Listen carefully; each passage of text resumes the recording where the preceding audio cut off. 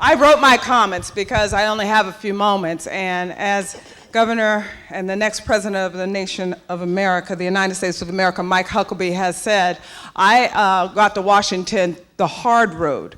I lived a very aggressive life, a very aggressive and reckless life, and ended up taking my experience of living in and out of the welfare state 7 years, 3.5 years consistently, to Washington, D.C., and was able to be one of the leading consultants on the federal welfare reform bill that we Republicans passed. I now am a syndicated columnist, and just recently I moved my interests from Los Angeles to Washington, D.C., and when I told one of my supporters that I feel like I moved from Sodom to Gomorrah, he told me not to give Gomorrah such a bad name. Americans know that government is out of control. I wrote my comments because I just have a brief moment to spend with you. I've been in your state before. You are lovely people. In fact, the last time I was here, just recently, I was at the University of New Hampshire, and I do have one question, though. Is it always white on the ground? The last time I was here, it was white on the ground. I'm from California, and I didn't know that we were supposed to walk in this. We know that our government is out of control and that our tax system is a nightmare. Governor Huckabee has been the only candidate with the courage to say that we have to reform this. He says that we have to overhaul our entire tax system, entertain ideas of abolishing the IRS, entertaining ideas of going to a fair tax, a national tax. And the people of New Hampshire probably will appreciate that since you live in a state without an income tax. Governor Huckabee is for a more disciplined, responsible, and frugal government.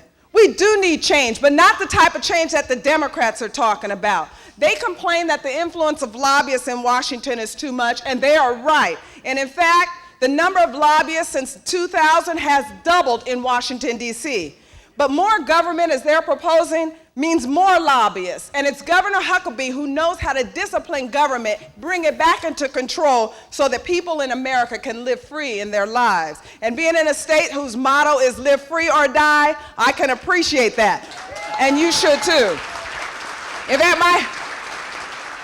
my granddaddy from South Carolina had an edict. He was one generation out of slavery, and his edict was buy property and a gun. That's how you stay free. And I think that our next First Lady can appreciate that. We need a man like Governor Huckabee who will lead a strong America in the war on terror. We all understand that we're in this war, and it is indeed a real war. And historians of war will tell you that the first measure for victory in a war is a strong people with strong character and strong values. There's no one else that has this type of clarity in this particular election than Mike Huckabee, who can lead us into that type of America. America that really appreciates the value of life, liberty, and the pursuit of happiness. We all know that our healthcare system is in deep trouble. And the way to do this is not through more government mandates, like the Democrats want, and even like Governor Romney enacted in Massachusetts. The problem with healthcare is that we have too much government and regulations. We need to let the markets decide. We need to let them work so that consumers will have power and choice. Governor Mike understands this, and he understands the importance of personal responsibility and personal values in this decision. We spent over $20 billion last year alone just in sexually transmitted diseases. Governor Huckabee understands the principles of limited government and traditional values. I like Mike. And finally, we need major changes in Washington and in this country, in particular when it comes to our entitlement programs. But we need these changes to be Republican changes, not Democrat changes. So we need someone who can bring our Republican Party together and bring all elements of America together. And in particular, when you're talking about ideas of school reform, education reform, and/or Social Security reform, we need someone who has the ability and the heart to convey our ideas of limited government freedom and ownership to the people that are most vulnerable and that are hit hardest by these dinosaur entitlement programs that we're dragging into this new century. I like Mike. I appreciate Mike. I was very comfortable in what I do for a living.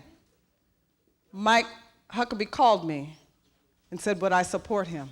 10 years ago, I was in Arkansas, and we stood on the steps of Central High Many of you might not know that story because you're young, when the doors had to open for access to education for all Americans. And when Mike called me and said, I would like for you to endorse my candidacy, I thought about every aspect of this man, and I said, yes, I like Mike Huckabee. And I want to thank you for the opportunity to stand on this stage in the first primary state in the union and express to the nation that I've had opportunity to sit with him and his beautiful wife, who will be the next president of the United States of America.